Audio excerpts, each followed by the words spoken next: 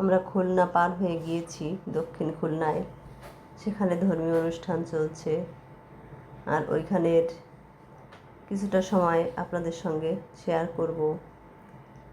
আর ওইখান থেকে আমরা গিয়েছি খুলনা ভার্সিটির এলাকায় স্বামী স্ত্রী দুজন ঘুরতে।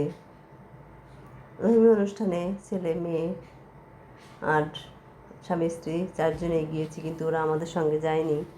আমরা একটু ঘুরে ঘুরে দেখছি দুজন মিলে। আর সেখানে খাওয়া দাওয়া করেছি, সত্যি অনেক মজার খাবার ছিল। টক দই দিয়ে ভেলপুরি, আর যে প্রাকৃতিক মনোরম দৃশ্যটা এত ভালো লেগেছে, আপনাদের সঙ্গে একটু শেয়ার করে নিলাম। আর ওইখানে গ্রামের দক্ষিণ খুলনায় যে মেলা হয়েছে, মেলা বসেছে, মেলাতেও আমরা গিয়েছি। মেলার যে অনুষ্ঠানটা একটু উপভোগ করব আর আপনাদের সঙ্গে শেয়ার করলাম।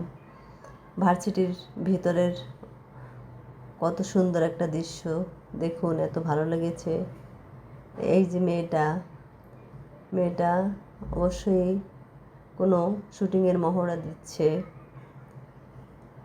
অনেকেই দেখে থাকবেন। আর বিকেলে ভার্সিটির সূর্য ডোবার যে আলোটা অনেক সুন্দর দেখা যাচ্ছে।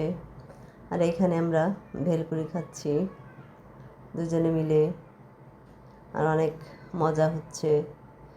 দেখুন, বর ভেলপুরি খাচ্ছে, আমিও খাচ্ছি। কুলায়, ছোটো ছোটো কুলায় করে ভেলপুরি খাওয়া হয়। ছাত্রছাত্রী সবাই এখানে ভেলপুরি খায়। এইদিকে উৎসবের প্রথম দিনে আমরা দুপুরে ভাত খেয়ে গিয়েছি, বিকেলে তাই আর ভাত খেলাম না, মুড়ি খাচ্ছি। এখন গিয়েছি দক্ষিণ খুলনায়, পাশে বৈশাখীর একটা মেলাতে গাছ ঘুরবে। রাত হয়ে গিয়েছিল, কিন্তু আমরা গাছ ঘোরাটা দেখতে পারিনি। মেলার কিছুটা দৃশ্য উপভোগ করে একটু ফুচকা খেয়ে চলে এসেছি, চানাচুর খেয়ে। ওইখানের যে প্রাকৃতিক দৃশ্যটা আপনাদের সঙ্গে শেয়ার করে নিলাম। কেমন লাগছে আপনাদের কমেন্টে জানাবেন।